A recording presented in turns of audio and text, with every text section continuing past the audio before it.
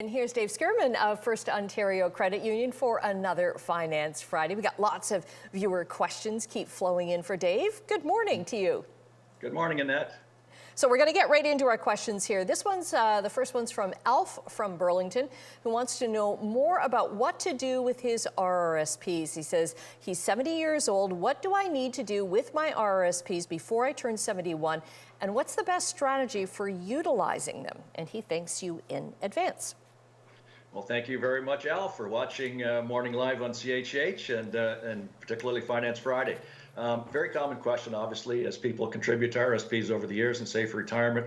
What do I do when I need to use that money or I get close to the age where I have to collapse it? And Alf is right. I did send Alf an email. We exchanged a couple of emails. He will turn 71 this year. So he does have to have the RRSPs collapsed by the end of the year in which he turns 71, so December 31st of this year. And you have basically three options for Alf and anybody else out there with RRSPs at age 71. You can cash them. Not the best option because you're going to have to pay tax on the whole amount that you cash. The other option is you can buy an annuity. And third option is a RRIF, a Registered Retirement Income Fund. Now, we will compare the RRIF and the annuity because those would be the two options, obviously more preferable than cash. An annuity used to be popular years ago, Alf, when interest rates were a lot higher, because when you buy an annuity, basically use your RRSP money to buy an annuity, it's based on the interest rates at the time. So if an example, if Alf had $100,000 in RRSPs today, that would create about a $6,500 life annuity every year for Alf. Not great. Our RRIF, Registered Retirement Income Fund, is the better option. So you can basically just take your RRSPs, transfer them over to a RRIF. You can actually use the same investment that you have in the RRSP today, so you can get a higher return. And the RRIF could actually be earning as much money as you're taking out, because at age 72, Alf only has to take out a minimum of about 5.5%.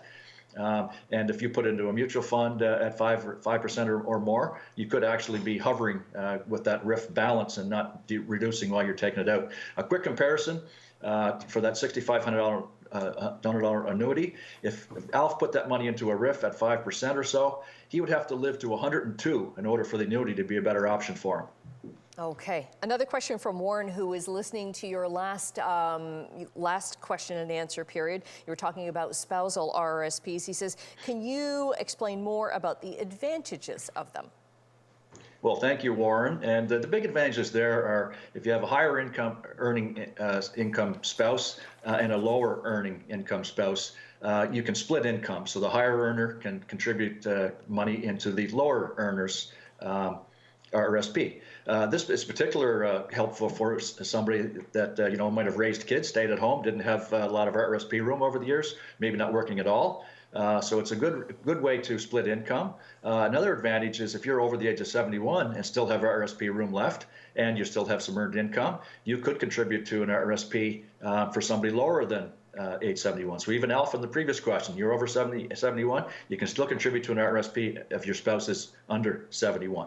Things to be careful of is if your spouse who gets the money in the RRSP withdraws it in 2 calendar years after the year you put it in, it's going to be attributed back to you, so you're going to have to pay tax on it. So make sure when you're making a spousal RRSP, it's really for the advantage of helping your lower income spouse or common law partner increasing their retirement savings. That's really the benefit. All righty. And again, don't forget that the deadline for contributing to the 2021 year is coming up on March 1st. Thanks very much, Dave. And if you have a financial question or topic you want Dave to cover, email your questions. And they've been great ones coming in to financefriday@firstontario.com or get in touch through Twitter at finance_Friday. And if your question or topic is covered on air, like Warren and Alf's were, you can win a gift card from a local business in your community.